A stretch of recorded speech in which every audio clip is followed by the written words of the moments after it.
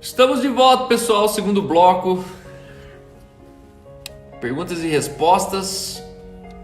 E aqui nós vamos responder algumas perguntinhas que aqueles que participaram com a gente hoje mandaram pra gente, tá? Escreve aí, numa palavra, o que definiu essa live pra você hoje, tá? Defina essa live hoje com uma palavra pra gente qual foi a tua compreensão.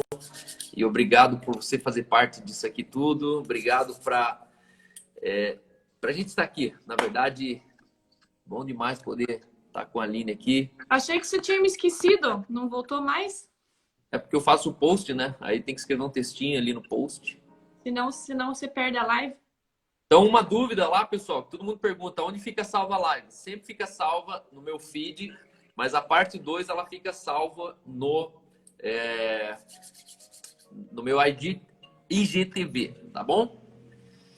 Então, o Dutra tá falando aqui que é reino. A Ariana tá falando cuidado. Palavra que define cuidado. É muito bom. Aline, primeira pergunta aqui de alguém. Vocês costumam orar juntos? Together? Together. A gente faz geralmente de manhã um livro devocional. A gente lê um livro juntos, com um versículo, e a gente ora juntos na mesa do café. E é onde a gente tá juntos, né? Eu acho engraçado, eu acho legal que a mãe do Cal, ela é bem assim, não tem tempo ruim para oração, né? As pessoas estão saindo para algum lugar, para voltar para sua cidade, cabe uma oração. Estamos aqui reunidos, cabe uma oração. Acho que isso a gente pode, essa cultura assim, boa, o Cal pegou bastante da mãe dele, né? E acho que é gostoso isso, né? Não tem tempo ruim para uma oração, né? É uma das coisas importantes de lembrar que oração não é falar com Deus. Isso também é oração, mas oração é mais do que falar com Deus. Oração é a medida que você escuta Deus. E tem vários lances no dia que a Aline vem e fala assim, você já parou para pensar isso? E no final isso é uma oração, na verdade, que ela está me contando. São impressões que ela carrega, impressões que eu tenho, principalmente quando eu volto uma corrida. A primeira coisa que é um dos momentos do meu dia que eu gosto de falar com ela, de falar assim, você já percebeu isso? E na verdade, isso é fruto de uma vida de oração. Quando você tem algo novo para confessar para o teu cônjuge, quando você tem uma perspectiva nova de alguma coisa. Só que essa perspectiva não veio do livro que você leu, do seriado que você assistiu. Não, é uma coisa que veio dentro de você. E aí... É que o Espírito Santo é a comunhão que acontece dentro da gente, né? Então, a oração, eu acho que é muito mais no sentido de verbalizar e declarar as coisas do que necessariamente receber, né? Porque a gente recebe geralmente, tipo, quieto, assim, né? Tipo, quando você medita, assim, você recebe muita coisa de Deus. Então, não necessariamente você precisa ter falado um monte de coisa para ele conversar ou para o Espírito Santo falar com você, né? Exato. Segundo, vocês creem na volta iminente de Cristo? Se Paulo já cria, né? A gente tem que crer um pouco mais. Eu creio muito iminente. Eu creio que nos últimos meses a volta de Cristo ela se apressou ou ela, se fosse falar em quilômetros, sim, ela andou 1000 quilômetros em uma hora, quando ela levava 1000 quilômetros para andar num dia. Eu creio que a volta de Cristo acelerou nessa proporção. O que a gente fazia em um dia, a gente está fazendo em uma hora. O que vale lembrar da volta de Cristo é que ela não vai ser anunciada pelo caos. A volta de Cristo ela é comprovada até que todos tenham ouvido falar de salvação. E se tem uma coisa que viralizou nessa pandemia, foi a mensagem de Cristo, né? Eu vejo uma igreja que era digital, mas ainda vivia de uma maneira muito analógica. Hoje a gente é uma igreja digital que vive e está coagida a viver numa dimensão digital.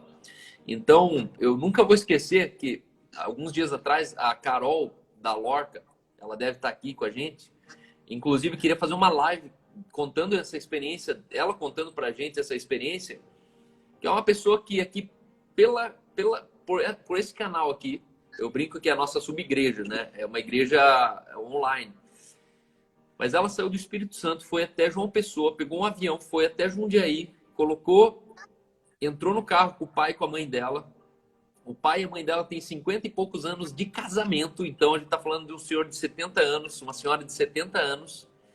Eles entraram num carro, rodaram de Jundiaí até Curitiba, ficaram no Nicos Hotel para passar uma tarde sentado com a gente na mesa chorando. Foi uma tarde linda, marcante, constrangedora, maravilhosa. E quando eu olho isso e falo, cara, isso faz sentido quando a igreja está em torno da mensagem. Isso faz sentido quando o que interessa está entre nós, que é a palavra. E é uma moça que estava cogitando ir para os Estados Unidos estudar lá. E ela passou aqui porque o pai dela sentou e falou assim, nós cremos que você tem uma mensagem da parte de Deus sobre isso para nós. Então, eu fico muito emocionado de saber que eu estava... Suzane, eu estava respondendo agora mesmo a tua pergunta aqui, e eu creio sim na volta iminente de Cristo. Eu creio que, como nunca antes, ela está sendo acelerada. E vale lembrar aqui, a Su, estou só respondendo porque ela fez a pergunta, que a volta Outra coisa, amor, a gente fala muito em volta iminente quando a gente sente os reflexos de dor, né? Que a Bíblia fala sobre as dores, isso, né? E eu fico pensando o povo judeu na época de Hitler, que para eles aquilo era o fim do mundo, né? Aquilo era o fim dos tempos, você ficar num campo de concentração, você ver pessoas morrendo de fome, etc. Todo o cenário que vocês já sabem. Mas e a gente começa a falar mais da volta de Jesus quando a gente sofre, né? E é bem o que você falou. A volta de Jesus, ela vai vir conforme o evangelho é anunciado, conforme as pessoas elas vão receber a notícia, então até que todos saibam, aí, né? Aí vem Jesus. Então é isso aí. A Ana da Loca acabou de entrar aqui. A Ana não sei se é a irmã, se é a mãe, mas deve ser a irmã, né? A Ana é irmã da Carol da Loca, se eu não me engano. Mas é isso aí. Se a Carol da Loca estiver aí, dá um toque para nós. Próxima pergunta. O que fazer quando eu não consigo mais me alimentar da palavra da minha congregação, quando só me sinto confrontado ouvindo as pregações da minha congregação? Aquilo que a Bíblia diz que a fé ela vem pelo ouvir e ouvir da palavra, né? E se aquilo não está gerando fé no coração, tem que às vezes... responde aí, amor. Passei a bola para você. Na verdade, uma mensagem, ela primeiro precisa ser discernida se ela é uma mensagem inteligente ou se é uma palavra do Espírito. A Bíblia, ela é uma revelação, é Espírito e vida. Jesus falou, as minhas palavras são Espírito e vida. Então, a Bíblia é um Espírito. Então, a Bíblia não é um livro para ser estudado, interpretado. É um livro para a gente se relacionar com ele. E a maneira que a gente se relaciona com a Bíblia é a resposta que a Bíblia traz de dentro de nós. Então, a Bíblia diz que a letra mata, mas o Espírito vivifica. Que letra é essa? A Bíblia. Mas quem é o autor dessa letra? O Espírito, né? O Espírito. Então, a letra sem o autor, a letra sem o Espírito, ela oprime, ela condena, ela mata, ela traz... E outra coisa também, culpa. A pessoa que está comunicando isso, né? Se aquela palavra trouxe peso na vida dela, provavelmente ela vai projetar o peso ao invés de projetar a vida, né? Então o Espírito né? Ele nos exorta, ele nos confronta, mas é tudo em amor e tudo levantando a pessoa para uma vida com Cristo, né? Então tem que ver também como usar essa palavra para impulsionar. E tem muitos coaches, né, que eles falam que até mesmo as coisas difíceis que acontecem na nossa vida, a gente tem que aprender a fazer elas nos impulsionarem, né? Mas, ao mesmo tempo, você pode também ter várias fontes, né? Tipo, às vezes, quando você mesmo lê e medita na palavra, né? Se às vezes você não está recebendo isso do pastor, mas você pode ler você mesmo, você pode fazer com que essa palavra de encorajamento seja algo que você pratique primeiro, né? Exato. Que isso te encoraje, te motive. Você não precisa de nenhum, né? Tipo, alguém que faça por você também. Mas essa é a resposta que eu acho que precisa ser bem ponderada. A letra mata. Uhum. A Bíblia sem o Espírito, ela mata. As pessoas, elas estão morrendo baseado na condenação da letra que elas estão lendo, sem entender o Espírito que escreveu aquela letra. Então, ontem eu falava aqui com um amigo aqui, e aí eu contava sobre um episódio de uma profeta que veio aqui em casa. E aí eu falei que eu desci da cruz, né? E acabei entrando na porrada com a profeta. E Você não aí esse bateu meu amigo... nela, amor. Não fala assim, porrada. não foi agressão física, foram verdades verbais, né? E aí meu amigo, ele falava, não, o Espírito não fala isso. Não, o Espírito não faz isso. Não, o Espírito não faz assim. E me chamou a atenção a maneira que ele estava mais preocupado com o que o Espírito faz ou não do que o que eu estava falando que a profeta falou. E acho que é isso que tem que ser os nossos olhos. É o Espírito faz isso? Não, não faz. Então, nem responda, não resista, não despregue, não... O Espírito prega isso? Não, não prega. O Espírito fala assim? Não, não fala. Se o Espírito não fala assim, por que eu vou receber do Espírito se tem um cara falando? A questão, tem muita gente falando em nome do Espírito e em nome de Deus, que Deus não tem nada a ver com isso. Então, vale a pena se atentar a isso, tá? Quais são as plataformas dos fundamentos que vocês usam? Como assim, plataforma? Eu acho que a Paty aqui, ela quis dizer, vocês têm plataformas que vocês... mecanismos que você usa para fundamentar a vida que vocês vivem.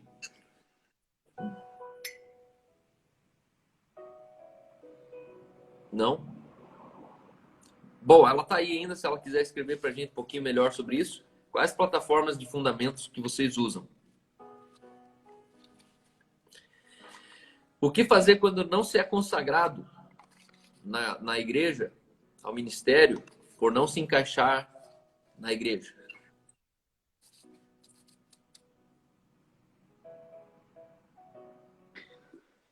Tá falando talvez de funções na igreja, né? É que a gente tem que entender assim, que é o jeito que a gente vive muito a igreja é o jeito que a gente inventou, né? Quer dizer, assim, não tá na Bíblia isso aí. A gente inventou e aí a gente sofre pelo que a gente inventou.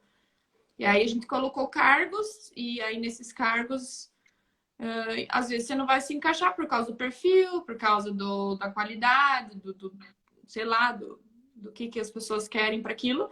Mas a Bíblia diz que o dom que há em ti, esse deve ser usado, né? Então, você não precisa de um lugar específico para o teu dom acontecer. A Bíblia não diz assim, ao entrares no sinédrio, usarás o seu dom ali e se, né? Tipo, a gente não tem nada parecido com isso. E a gente tem, na verdade, a sociedade como um todo para você fluir nos dons, né? Deus, ele não limitou o teu dom a fluir dentro de um quadrado, né? Deus, Exato. ele chamou a terra de seara, né? Ele chamou, o mundo é a colheita, né? E às vezes a gente tá olhando para um canteirinho de obra do tamanho de um tapetinho e você tá falando assim, não me querem aqui, e aí você morre. A vida inteira você sofreu porque não te deixaram trabalhar no canteirinho ali, mas tem muito lugar para você usar os seus dons, né? Muito bom. Na verdade, esse é o mecanismo que a religião usa para colocar você dentro do plano de carreira. Então, ele coloca o status em ser um líder, um pastor, um apóstolo, no crachá, mas para isso ele coloca uma multidão começando a limpando lá no banheiro, que é mão de obra barata. Então, você vai no banheiro, depois você vai para o estacionamento, depois você assume um grupo. Se você for bom no grupo e multiplicar 8 vezes, e o binário da perna esquerda do pastor multiplicar, aí você vai ser reconhecido aqui como... E aí isso é tudo mentira. É muito isso ruim, é né? tudo falcatrua. Sabe como Jesus ordenou a Pedro ao ministério? ele chegou e falou: apacenta as minhas ovelhas. Pedro já era apóstolo. E Jesus estava comissionando ele ali. Jesus estava comissionando ele ali, falando assim: não, não, você é apóstolo, tá tudo bem, só que cuide de gente. E aí é importante a gente lembrar que existe um ministério, não são 5 ministérios. Ah, mas os 5 ministérios. Não, não, é 5 vocações ministeriais. A Bíblia fala sobre 5 vocações ministeriais. Só que um ministério que foi confiado à igreja é um só, que é o ministério da reconciliação. Esse é o nosso ministério. Então, o apostólico existe para reconciliação, o evangelístico para reconciliação, aleluia! Pastoral é o ministério da reconciliação. Então, é tudo funçãozinha. Então, não confunda uma função com uma identidade. Você não é o apóstolo que você é. Você faz o apostolado. Paulo, ele não era apóstolo. Paulo ele era Paulo primeiro. Aí ele era o apóstolo, o enviado, aquele que fundamenta. Só que nós não somos o que nós fazemos. Então, o apostolado que eu sou, que eu faço, não define quem eu sou. Então, eu acredito que essa pergunta aqui, o que fazer quando não se é consagrado por não se encaixar na igreja? Erguer as mãos para o céu e agradecer a Deus, porque ali é um caminho, é uma furada. Então, se uma igreja não reconhece o teu ministério, porque você não se encaixa na igreja, você precisa ir ser pastor do reino, não da igreja. É muito pequeno. Ó, o Chico ali. Chico acabou de tirar o apóstolo do cartão de visita.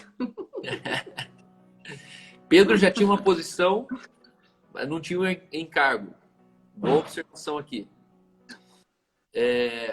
A Daniela Meleira, ela falou o seguinte: mas fica no grupo de oração, acho que todo mundo se encaixa. Faz sentido. No grupo de oração, os crachás, eles são colocados abaixo.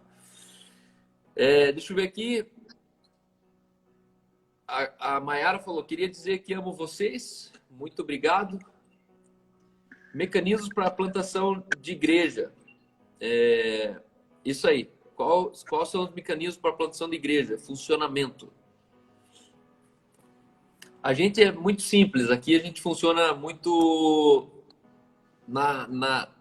no fruto. Então, todos os pastores das igrejas no cinema que eu plantei foram pessoas que entenderam que não estavam encontrando uma igreja, não conseguiam encontrar uma igreja na cidade.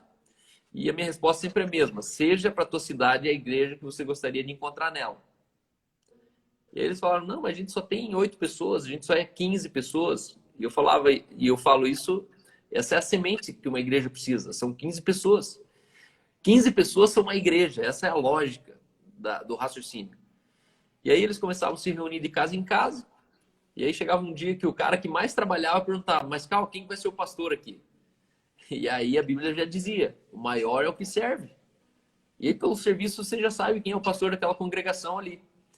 E aí a maioria deles, eles foram ordenados com imposição de mãos, só que não era dentro de um ritual. Era eu mesmo dentro de uma sala, orando com a esposa, com a filha, com o filho, e falando: não, é vocês. Eu reconheço em vocês o ministério. E hoje eles são pastores, são extremamente usados por Deus, plantadores de igreja, e é orgânico, é na prática mesmo. Plantar igreja é um negócio que funciona na prática. Na teoria tem um monte de viés, tem um monte de não é assim, não é assado. Não, não. Na prática você vai perceber que plantar igreja é mais simples do que ensinaram para nós. Então hoje o mecanismo primeiro, você entender que, a gente quer estar prestando contas à igreja no cinema. Então, beleza. Então, já tem uma relação que é acima e embaixo. Você vai se posicionar, se submetendo à prestação de contas com a igreja no cinema. Segundo, você vai ser num processo de emancipação. Você tem vida própria. Eu não vou resolver os problemas da sua igreja, não vou enviar líderes para a sua igreja, não vou enviar dinheiro para a sua igreja, não vou interferir nos problemas que você precisa resolver da sua igreja. Aqui é uma emancipação bem prática. Terceiro lugar, você vai decidir até quando você quer caminhar assim, ou quando você fala: não, estamos prontos, agora deixa a gente voar, quero pôr minha logo, quero pôr meu nome, quero chamar de ministério pastor Chico Preus, e aí tá tudo certo. Eu tenho acordo inicial. Eu não tenho membros de uma igreja que não fui eu que fundei. Né? Primeiro que eu não tenho membro, mas eu não tenho direito sobre relacionamentos de pessoas que não fui eu que fundei. O nome da igreja do Chico é Tá Amarrado. Igreja Tá Amarrado. Tá amarrado. Então, por exemplo, a igreja no cinema de Floripa, qualquer emancipação de plantação de igreja, eu não tenho direito a ninguém lá. Por quê? Porque eu não coloquei ninguém lá. Existe um pastor ali que trabalhou. Existe uma família pastoral. Existe uma congregação que eles têm um compromisso entre si. Não tem um compromisso comigo. Agora, o líder dessa congregação tem um compromisso comigo. Esse compromisso é de prestação de contas.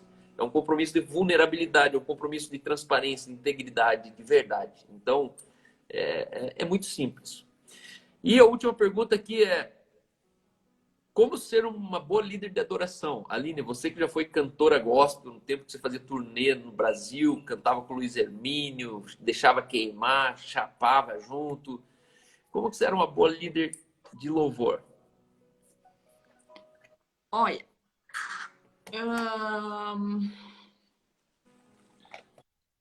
eu lembro uma vez que eu já fazia isso há anos, né? Liderar, ministrar louvor, e eu sonhei que eu estava fazendo isso e eu era cega. Então eu sonhei que eu estava no teclado, eu estava tocando teclado, nem toco teclado, eu acho, não, eu tenho certeza.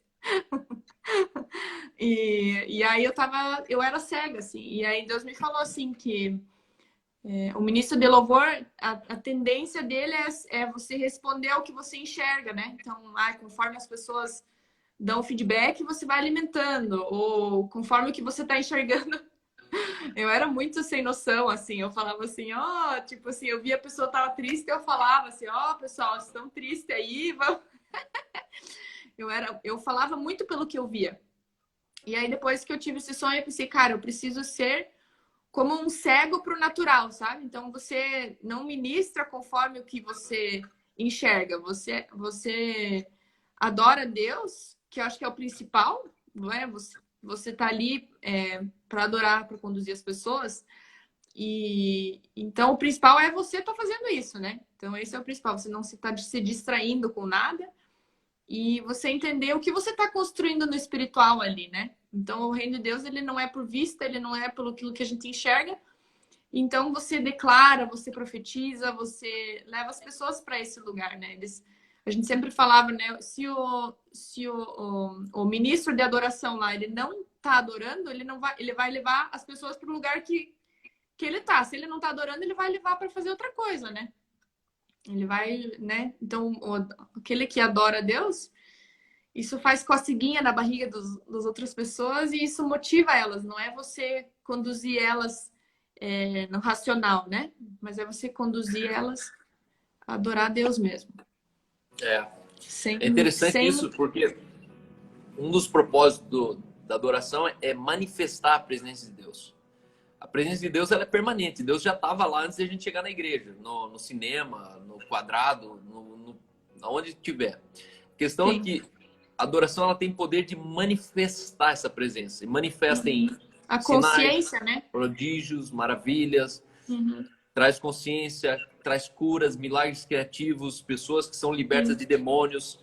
E aí é interessante que essa presença de Deus, eu sempre falo, né? Existem dois tipos de líder de louvor. Um que ele vai dentro desse lugar e todo mundo olha ele lá dentro e fala, eu quero entrar junto. E outro que é o que toca gado. É o que fica todo atrás de todo mundo fazendo, vamos, vai, vamos. E aí, na verdade, você olha pro cara e fala, brother, para de me tocar para um lugar que nem você entrou ainda. Então eu vejo assim, ó, que existe uma adoração que é vertical. Você vê certinho quando o cara tá cantando para Jesus, o cara tá dentro de Deus, o cara tá ministrando louvor, só que antes de ministrar para a igreja, ele já entrou num lugar. Enquanto existe o outro tipo de líder de louvor, que ele fica só aqui ó, espiando pela beiradinha, ó. Ô Senhor, aí ele olha lá, pastor entrando, ô Jesus, e fica olhando quem tá entrando no fundo da igreja, e no final é o que a palavra diz, eles me adoram de lábios, mas seu coração está longe, distante. praticando aquilo que eles maquinavelmente aprenderam. Uhum. Louvor é a coisa mais mecânica que existe dentro das igrejas, porque a gente aprende, reproduz e não percebe o quão ausente a nossa consciência está do que cantamos, do que estamos declarando. Eu lembro meu pai que me irritava muito. Eu tocava, era o pianista da congregação. Então eu tinha que cantar, começava o culto, meu pai já me chamava. Aí eu cantava 324, o 79. Aí terminava 3 músicas, a gente já tava de saco cheio de cantar. Aí eu falava, né, eu fazia o sinal pro meu pai. Aí meu pai tava lá, sei lá, no telefone, ele falava assim, canta mais 2 hinos.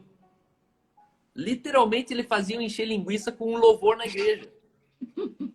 E cara, aquilo me revoltava, porque eu falava, brother, sério mesmo que é para cantar mais 2 hinos porque você tá ocupado aí, tá na hora de você pregar e você não conseguiu terminar o que você tem que fazer? E foi ali que, na verdade, essa reforma começou a acontecer na minha vida. A igreja tradicional histórica, ela canta de olho aberto e ora de olho fechado. E se fizer os dois no contrário, é pecado. Se você orar de olho aberto, é pouca espiritualidade, então eles, né, insistem que tem que fechar o olho, religião. E se você cantar de olho fechado, eles falam que é emoção. Ó, você está entrando demais nas emoções, tem que ser racional. E aí a gente canta assim na Alemanha, você vai nas igrejas, eles terminam de cantar assim, por exemplo, mas eu bem sei, eu sei que a minha... Aí eles pegam assim, ó, que a minha vida está nas mãos do meu Jesus. Antes de terminar a música, eles estão preocupados em fechar já o cantor e pôr do lado, e eles nem estão prestando atenção no que eles cantaram. Isso é feio demais. Irmão, se você não colocar tua consciência, teu coração no que está cantando, senta no culto, começa a olhar Facebook, vai pro Instagram, que é mais legítimo do que você ficar dando um miguezinho, achando que Deus não está percebendo onde está teu coração. Então, ser um bom líder de louvor envolve você cantar primeiramente para Jesus. Aí, quando você canta para Jesus, todo o resto é resto, assim. É tipo, não, beleza, não querem que eu cante, tá bom. Se eu cantar, tá bom. Se eu for o líder cantando, tá bom. Se eu não for o líder cantando, também tá bom. A questão é que o objetivo é sempre o mesmo, eu canto para Jesus. Aí aquela pessoa, né? Não, mas se for para cantar Jesus, canta em casa. Então, cante em casa. De repente, é isso que está faltando. Para ser um bom líder na igreja, cantar mais em casa. Beleza, pessoal? Nos grupos de jovens que eu ia, era mais ou menos uns 5. Os 100 talento musical e 30 no palco ministrando louvor. Meu Deus. Quem passou... Como é que é? Quem te viu passando pela prova não te ajudou.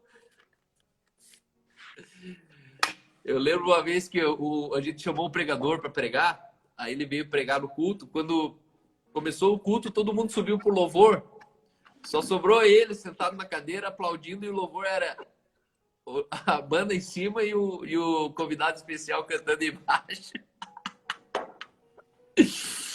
Ai, ai. Ariana foi perguntado se a igreja de cinema tem departamentos.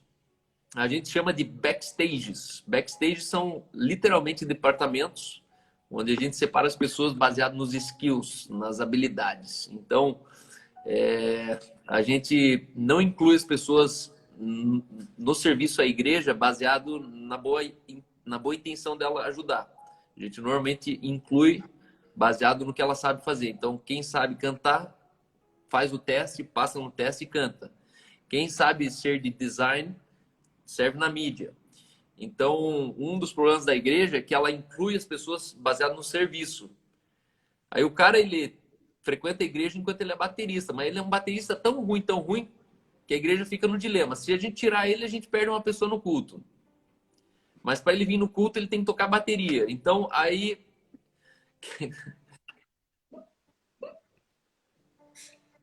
Lembrou? Lembrou do passado aí?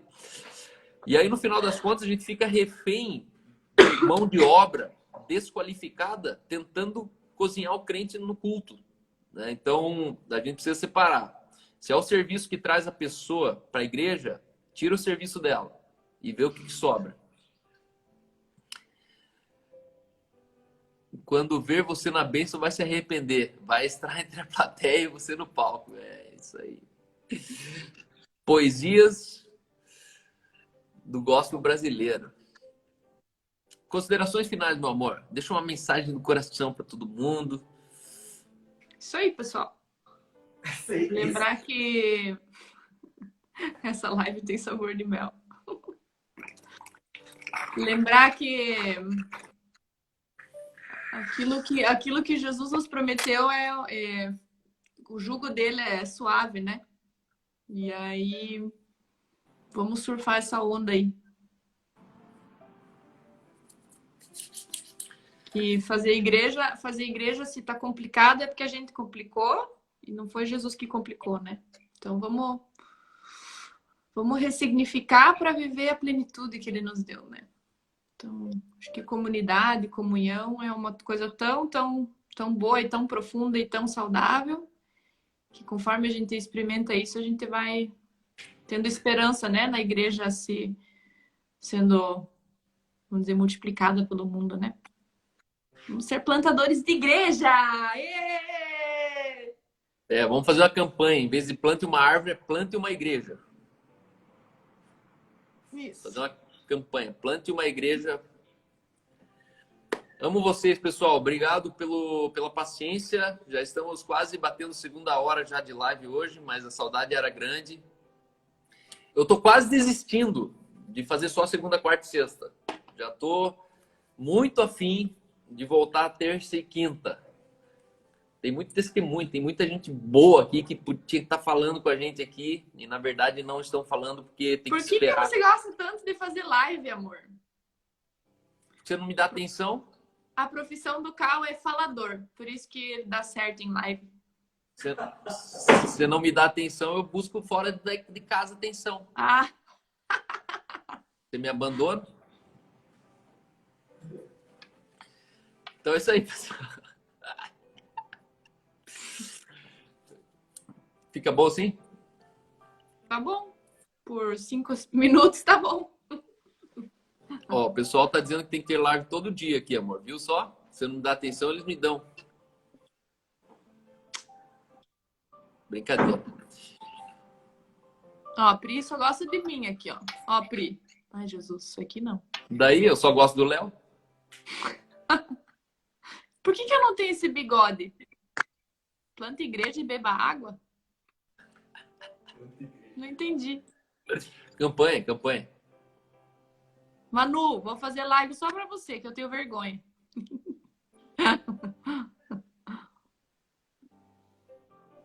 Cezão, tô enjoadinha nada, tô esperando aquele churrasco.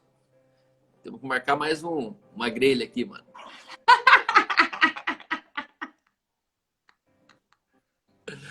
O tomatinho sumiu da minha vida aqui. Eu tava procurando tomatinho. Ainda assim, teus olhos me encantam, meu amor.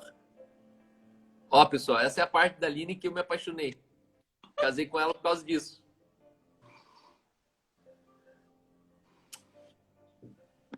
Ó, não sei se a Pri tá fazendo uma declaração de amor pra você ou pra mim ali, ó. Mas eu acho que ela gosta de mim, mano. Ó, ela falou que você ajuda ela a fazer um almoço bom. Ô, Pri, assim você me deixa emocionado. Ó, eu vou fazer uma live com a Ariana e com a Manu. Fechou. Eu continuo aqui só se o Léo topar fazer uma live comigo. Ih! Se o Léo fizer uma live comigo, eu continuo aqui na terça e quinta.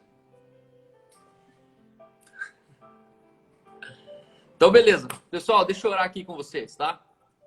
Vou orar agora. Pai, obrigado por essa manhã, obrigado pela vida, obrigado pelos crentes em Jesus, que ainda são a esperança de cada bairro, de cada cidade. Pai, obrigado, Senhor, porque onde há um discípulo, ali a salvação.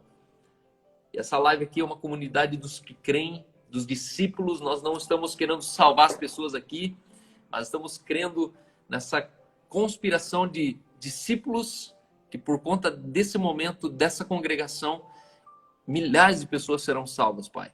Obrigado, Senhor, pela tua igreja que não tem denominação, tua igreja que não tem doutrina, a tua igreja que é pura, que é santa, que é uma noiva que está sendo adornada. Pai, obrigado, Senhor, porque nós temos expectativas das bodas do Cordeiro, temos expectativas, Senhor, do encontro dessa noiva com o noivo. Pai, tudo que nós fazemos hoje, Pai, está motivado no Senhor. Espírito Santo, sonda o nosso coração. Vê se há em nós algum caminho mau. Tira de nós toda conformidade com esse mundo. Tira de nós, Senhor, todo padrão equivocado de igreja, Senhor, que foi construído pela religião na nossa mente. E nos leva, Senhor, a assumirmos o rebanho de Deus. Pai, obrigado porque existe sim privilégio no episcopado. A tua palavra diz que aquele que almeja o episcopado, excelente obra almeja. A tua palavra diz que a obra do Senhor é excelente. A obra do Senhor é privilégio daqueles que te amam, daqueles que creem. Pai, nos faz entender a igreja como um privilégio. Nos faz entender, Senhor, o ministério, Senhor, como uma graça, uma dádiva, Pai. Deus, que não seja visto, Senhor, como um lugar de problemas, que não seja visto como um lugar de assumir dívidas, assumir contas. Não, isso é religião, Pai.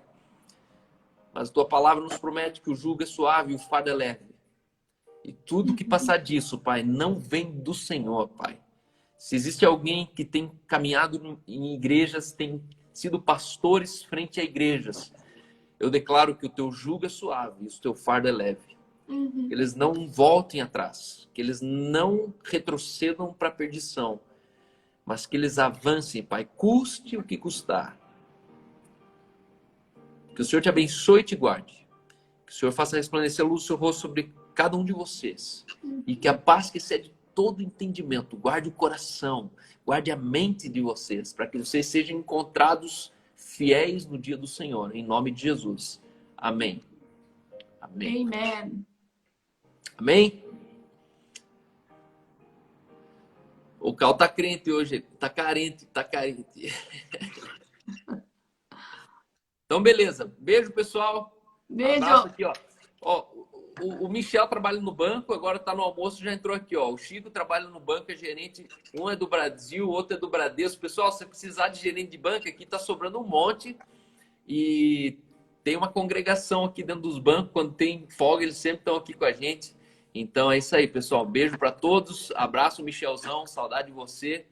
Vamos congregar, vamos sentar junto. Tô sentindo tua falta. Ariana, os da Lorca, os Dutra, toda a galera, a Jaque, o Talmo, a Manu, a Pati de São Paulo. Meu, é uma congregação e a reforma é nacional. Um beijo para vocês. Beijo.